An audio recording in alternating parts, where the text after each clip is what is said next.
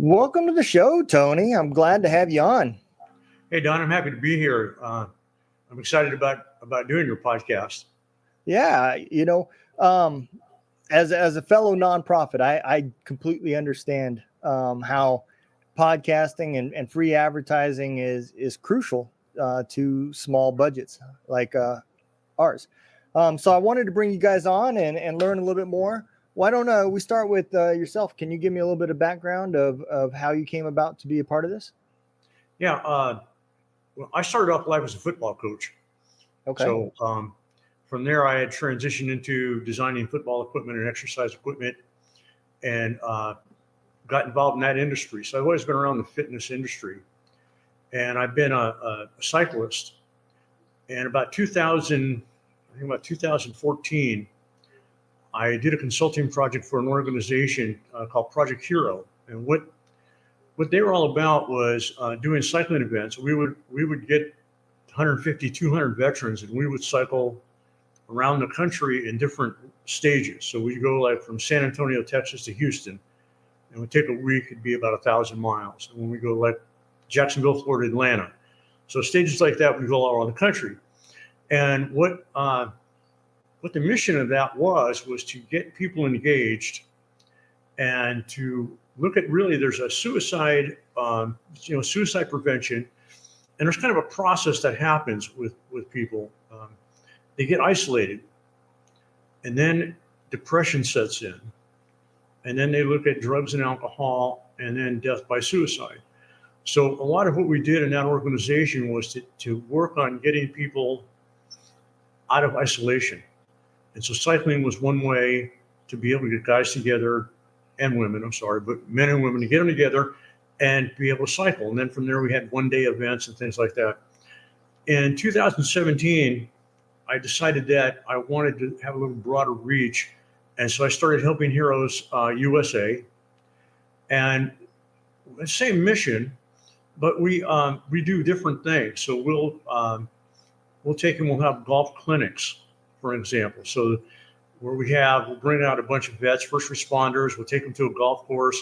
We'll have some of the teaching pros there. We'll take and putt, and a lot of times guys never golfed before, so they're learning. They're putting, they're chipping, and on the driving range, and then we encourage them if they want to partner up and go out and play, they can do that. So we have all kinds of things like Tuesday morning coffee at McDonald's, but everything is built on getting people to take and to be able to stay engaged, to try to get them out of getting so isolated, and to know that they have a group, know that they have people that care about them, and they don't start to go down this suicidal path. As we've evolved, we've put together symposiums, and we've started to look at the suicide epidemic. The statistics on this, there's a suicide in our country every 11 minutes. And every time there is a suicide, there's about 135 people affected, whether it's friends of friends, whether it's coworkers, whether it's retirees, and there's part of a group. But it does have a ripple effect, throughout our society. So we looked at how can we be more of a community-based organization to help people identify the risk factors of what somebody's going through. How can we work with family members? How can we work with coworkers, fellow veterans, fellow first responders, and give them some information that would help them? There's a statistic that says like 85% of the people that have thought about suicide and did not commit suicide, it's because of a relationship, because somebody was able to reach out and make them feel wanted and make them feel like there was hope. And so that's the approach that we've taken. There's a lot of organizations out there, and they're all good. I feel like we're all on the same team. Yep. We're trying to prevent the suicidal epidemic, but our technique is a little different. Our reach is a little different. Our organization looks at the family members, the friends, the relationships, the kind of caregivers that are going to reach out. So in going through our process, the first thing we want to do is we want to talk about things that show that somebody's at risk. And there's some signs. There's some signs that they're starting to slip into depression, or they're getting very isolated. They don't go out. They won't engage with people. Their personal hygiene, they're just not caring about that. Sometimes they start to give away possessions. They'll make comments like, well, I'm just kind of cleaning up everything. I'm getting rid of things. But the reality is they're cleaning up because they're thinking about ending their life. So working with a lot of the loved ones and saying, these are some tip-offs that somebody's at risk. An example I had is that we used to cycle every Saturday, Sunday, Tuesday, Thursday, and one Saturday after a ride, one of the guys said, "Hey, why don't I take everybody to lunch?" There was about 40 guys there, and people were like, "Nah, no, I got to go." And he says, "Well, it might be the last time we get together."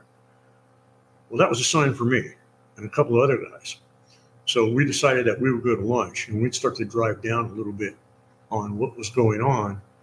Yeah. And so one of the things that when you start a process of discussing this topic with somebody that's at risk is that you need to come from a position of compassion and not judgment.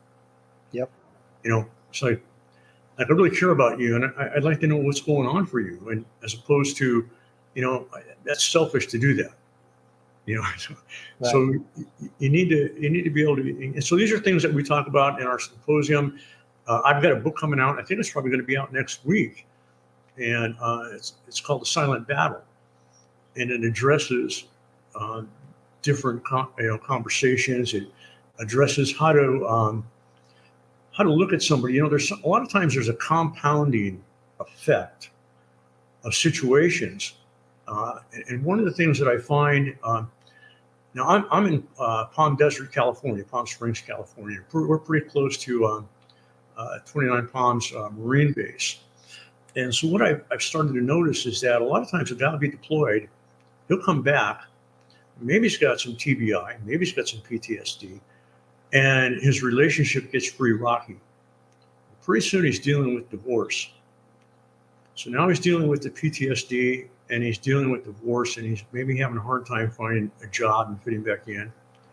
The next thing that happens is child custody battle. That starts to happen. And so you see how there's this compounding effect a lot of times. It's not one incident. Sometimes it's one incident that's so horrific that somebody keeps reliving it over and over again. And we need to help them break the cycle. So in enabling a community, and what we're looking to do is to get what we call support angels, just get a lot of folks out there that realize that there are people walking around with the silent battle, however they got there, but they're walking around with it, is to then be able to refer them out to get some professional help. To be armed with 988 so that you can call the suicide hotline, to be able to, we have a network of professionals that you can plug into and refer somebody out, get them to, if they're part of if they're a veterans organization, maybe get them into an American Legion post. We work closely with American Legion, VFW.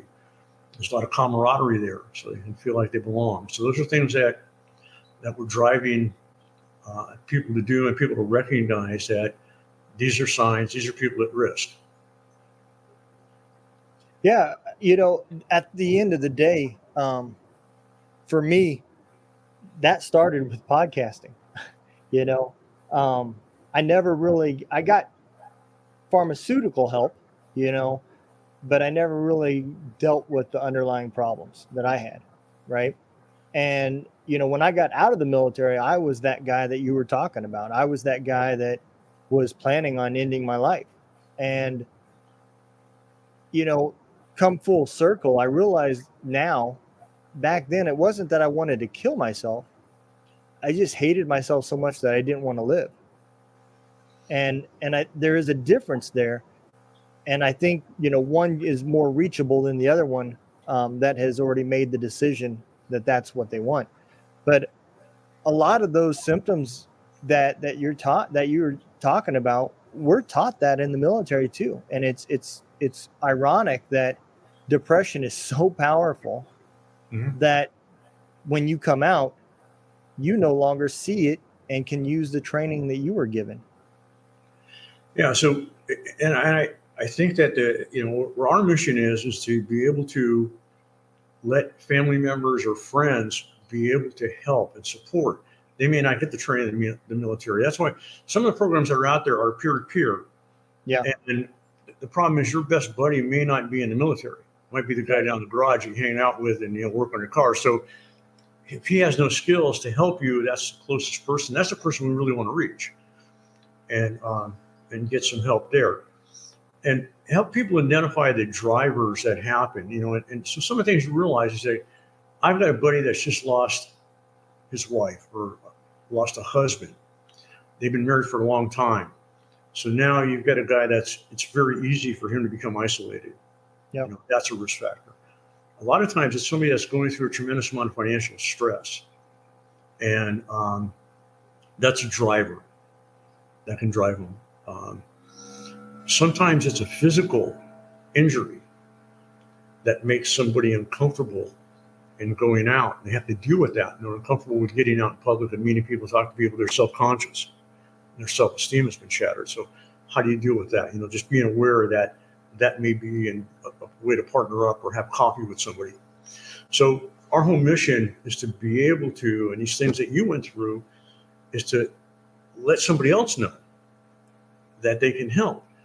And, for a long time, there was a stigma associated with suicide or suicidal thoughts or thinking you were weak or people thought you were selfish if you did that. How could you be so selfish to do that to people? And so dispelling a lot of those things around it. And then for a lot of people, it is a mental illness. And they really need to get professional help. What we've seen happen lately, as you look at the statistics, we have all the statistics, but we don't really preach a lot about statistics. But we look at them, you start to see a younger population that is increasing in suicide, and a lot of it's because of bullying. They're just being bullied. And they need to have the support, and they need to have their self-esteem rebuilt, and they need somebody to come alongside of them and show them that they have worth.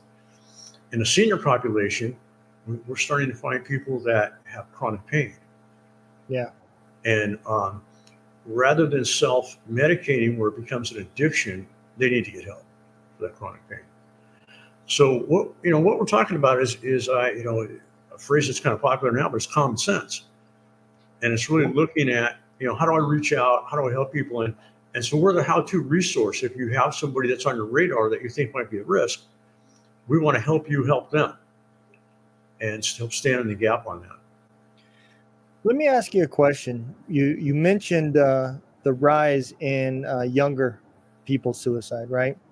Mm-hmm. And yes, I talk about veterans and we talk about first responders, but it isn't no secret that there is a epidemic in the United States, not just suicide, but mental health in general. And you can credit it to a lot of different things. You got the side that says it's social media's fault. You got the side that says it's drugs' fault, but realistic, it's a lot of all of that, right? And you look at social media that has kind of isolated us away from the one-on-one in-person action to where now we kind of lost our ability to navigate conversations in person. And I seen that when I worked in the corporate America, when you were dealing with interviews with somebody that was younger. They struggled a lot with that face-to-face communication. If I did it over the TV or the monitor or whatever, it went a lot better. Do you credit some of that skill sets that we're losing as a hinder to people being able to help because they've lost that ability to talk? I think you're right. I think one of the things that we work with in our symposium, we talk a lot about is communication. And communication isn't always outbound. Communication is listening, and also learning how to frame questions, to be able to ask questions and not be judgmental about them. And so those are some of the skill sets that we want to develop. But I think you're right. I think we've lost it. As a society, we've gotten more, now that we're moving more to AI, which is not even human conversation. Yeah.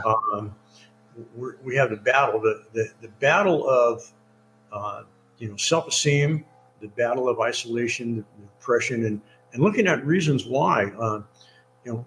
People coming out of the military, we had worked with a lot of women veterans. And we found that there was a high percentage of women veterans that have been uh, injured and sexually abused coming out. And what tends to happen then is a lot of them will take and put on a lot of weight as a protection, as a device. And based on that, they would get into the woods. I mean, you don't want to see anybody, talk to anybody, Yep. personal hygiene would go south. And we had some workshops for women to reach out to women vets to help them get back on track, to get their self-esteem back, to deal with events that happened. And now I'll share something with you that I think it's important. I didn't know at the beginning of this journey that I started on, but I'm not a veteran, and I'm an officer in the American Legion because my dad, I'm part of the Sons of the American Legion. But what happened was I was very uncertain when I started to work in the space of how I would be received by veterans. It's like I didn't have the secret handshake. I didn't have some of the phrases. But what I found was that the guys were very appreciative that you were there to help. Didn't matter. Didn't matter if you were a vet or not. And I can remember when I first learned, we're on bikes and we're cycling, and we're riding through the mountains in Las Vegas, and I'm just listening. I'm listening to what, we're riding like maybe 10, 15 miles together, and I switch over to another guy, talking about their service, where do they serve, why are they out here, and then listen to their story. And so I think what's important about that message is that people that are out there that don't have a military background can still help. That I was very surprised. I have to tell you, I was apprehensive. I was like, man, these guys are going to think I'm some sort of, whatever. And yet they were just happy you were there to help them. Yeah. And so I have that message all the time whenever we do a podcast, whenever we do a symposium, is that, it doesn't matter if you get somebody that's got this hardline thing that says, look, you don't understand, you've never been there. Great. You know why? Because I know 5 guys that can help you. So you can always reach out. Even though I might be the first point of contact, I might not be the right person, but I might be the person that realized that person was at risk. So I say that to encourage people that you don't have to look at it on a long journey that you don't have a skill set. Once if you're the person that can bring out that somebody's really at risk, then there's a lot of places to get help. Right. And so do that. And a lot of times I wasn't just the right fit for somebody because as a Marine, want to talk to a Marine, or Navy guy, want to talk to Navy, it's like, great, I can, now that you know about it, I can get somebody. Yep. So my message is to people that are listening is to not be afraid to, once you realize that someone's at risk, and if you start a conversation with them, that it may just be finding out who's the right person for them to talk to. A lot of times we'll hear stories. I can remember this one. It was an American Legion, and a veteran passed away, and at the funeral, there was a lot of other guys there that he hung out with at the post. And they started telling stories about what his dad had accomplished. And he said, my dad we never knew this.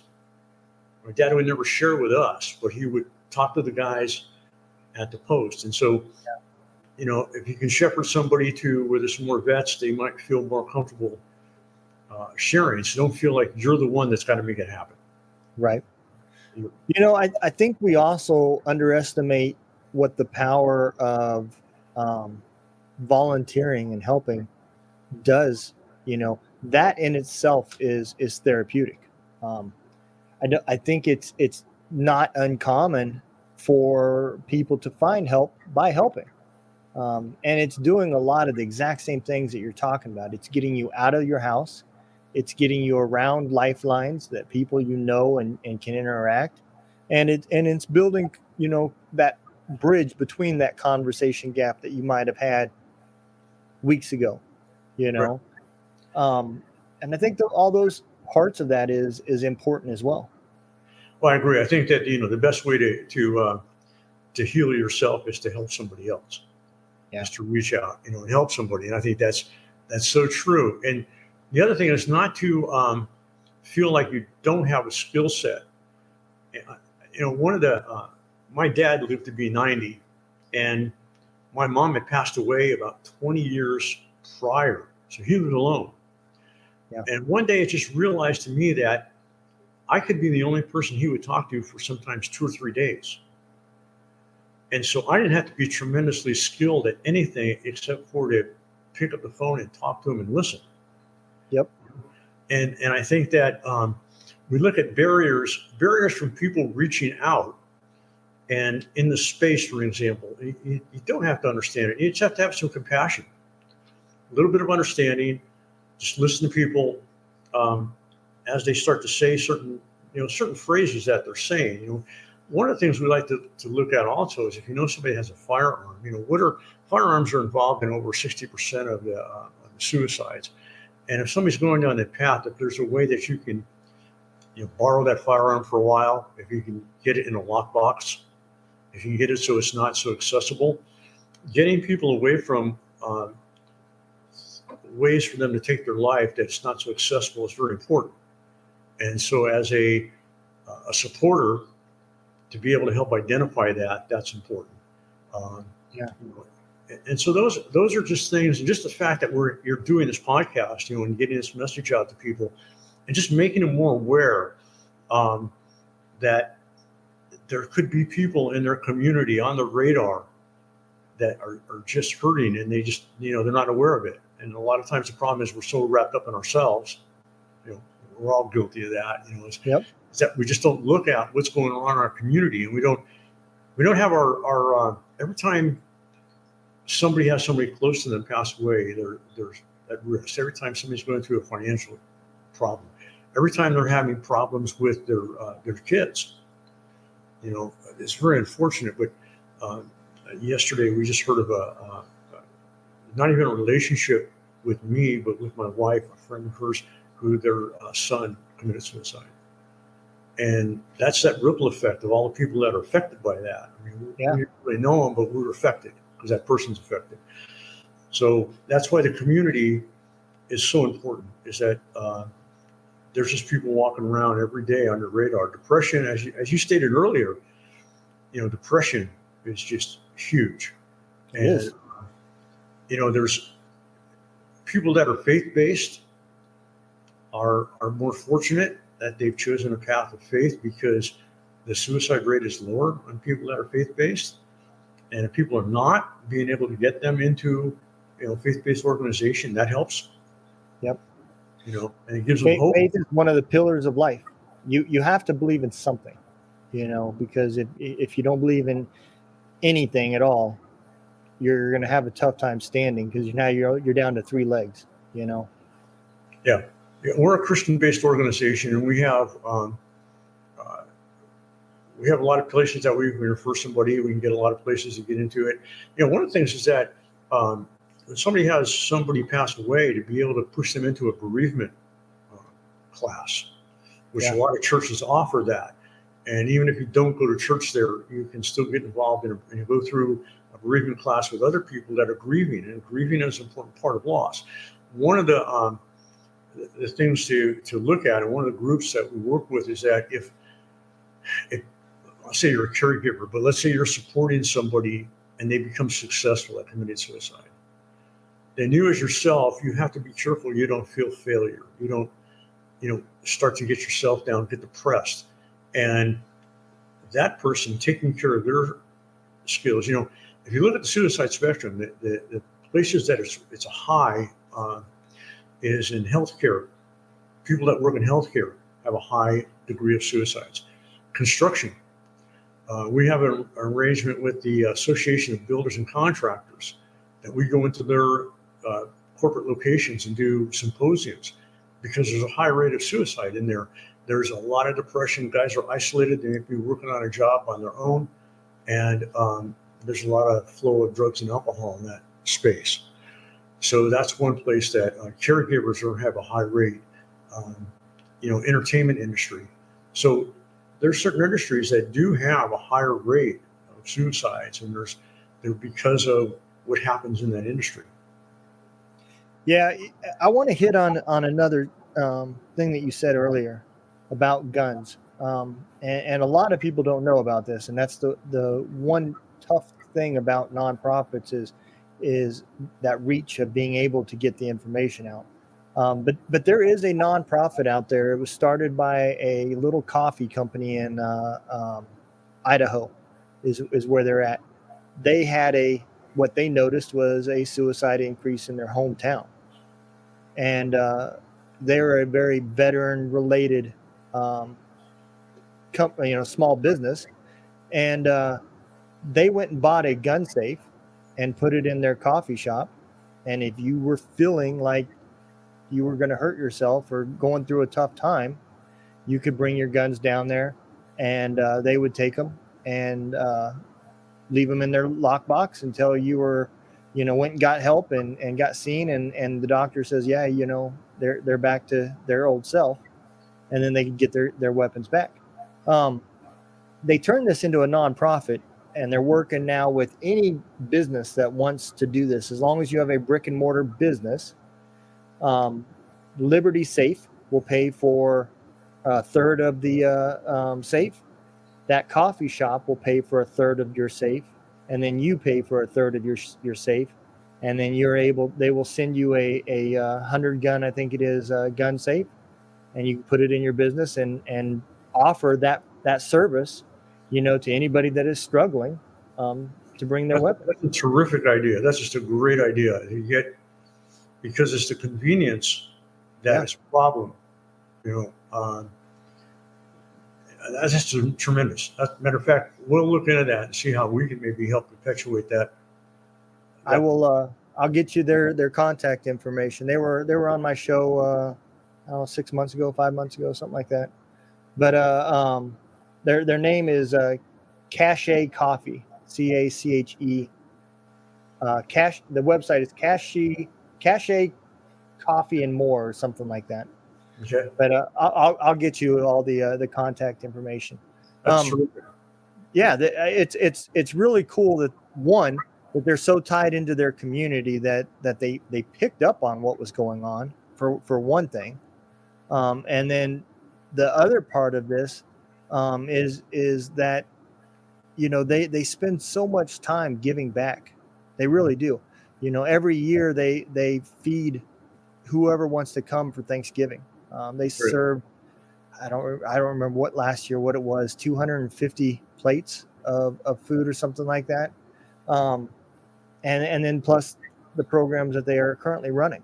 And so I think it's great for businesses as well, because it brings you closer with your community for an unselfish reason, Yeah, it's that cause marketing, and people can identify with that. That here's somebody that's not just taking money out of the community, but they're giving back, and it's a great thing. Our business, I think we're involved in 7 or 8 chambers of commerce. Just trying to be involved in different communities that we reach.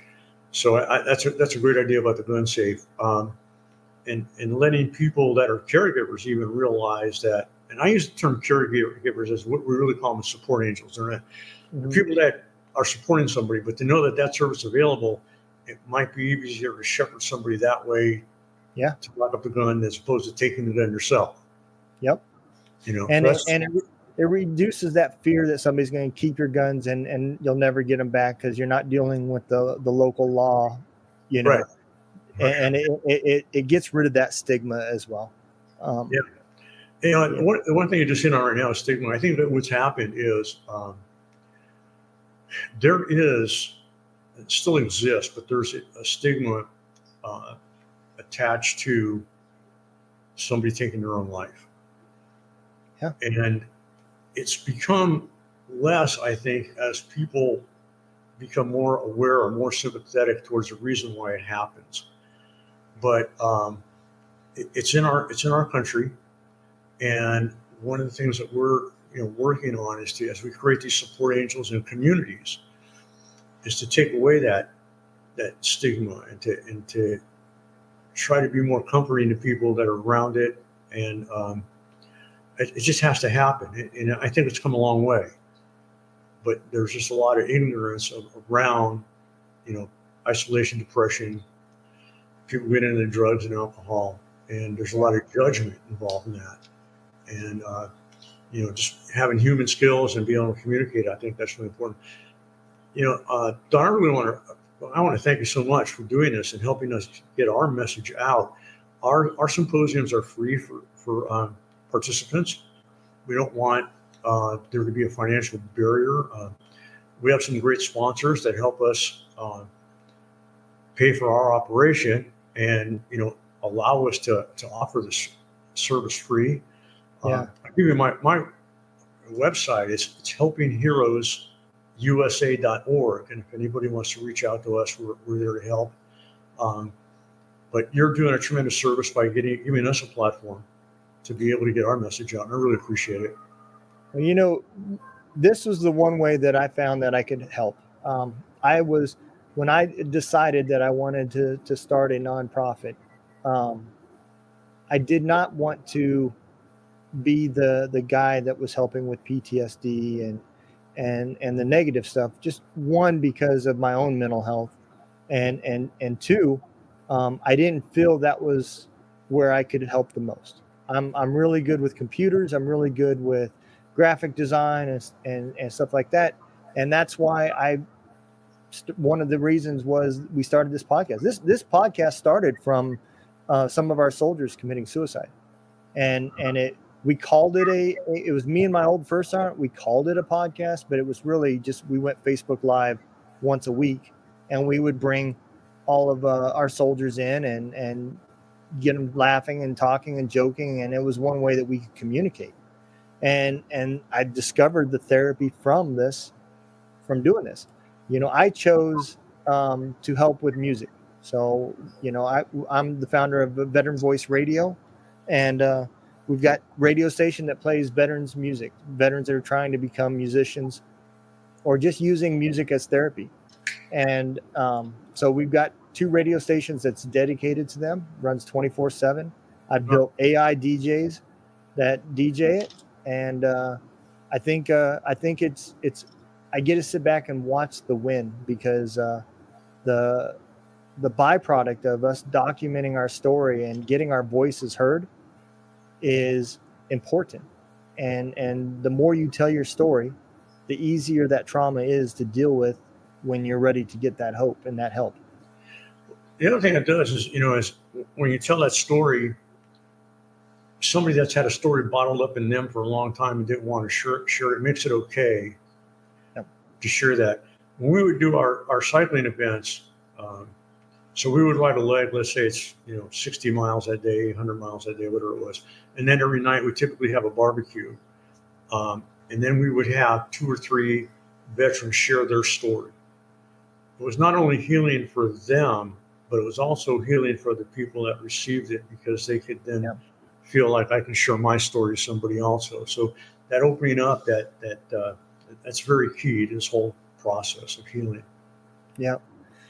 Well, Tony, if you don't mind sharing your webpage one more time, it will be on the bottom of the screen once the editing process is done. We'll have all the links and everything in the bios for people to click. But I think that's just a good thing to end the show with, was knowing where they can find you guys again. Sure. It's helpingheroesusa.org. All right. All right. Well, thank you so much. I really appreciate it. Hey, I appreciate you too, Tony. Everything that you guys are doing, such an admirable nonprofit. It's dear to my heart, because I understand a little bit as far as how it goes, and I've had it happen around me. But at the end of the day, it can happen to anybody. It's not a prejudice disorder. It's a disease. It's like the cold. Anybody can catch it. Depression is out there. That's right. It is. If you need help, 988 helpingheroes.org. Thank you guys all for listening. Y'all take care. make sure you remember, Thank you so much. don't let the day kick your ass. Kick the day's ass. Y'all have a good day.